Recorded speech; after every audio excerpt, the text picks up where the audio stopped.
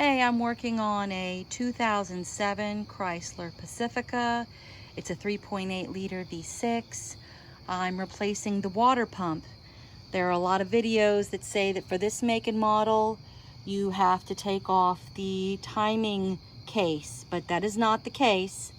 A lot of others say you can go to this part from the wheel well, which you cannot do either.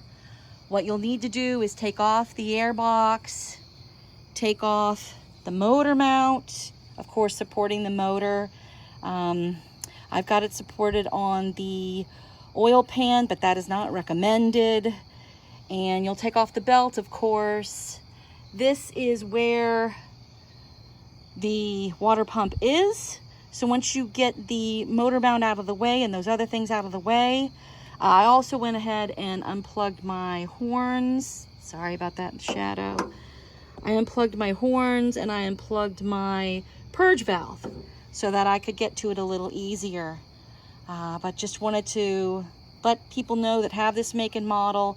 This is where your water pump is. You do have to take off the motor mount. You don't have to lift the motor. You can support it and still get to it and take everything off fine. But that's where it is. And this is the part. As you can see, there is no rubber seal.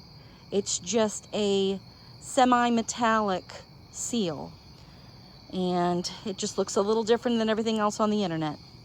So thanks so much. I hope this helps you with your 2007 Chrysler Pacifica V6 Sedan to take out and replace your water pump right there.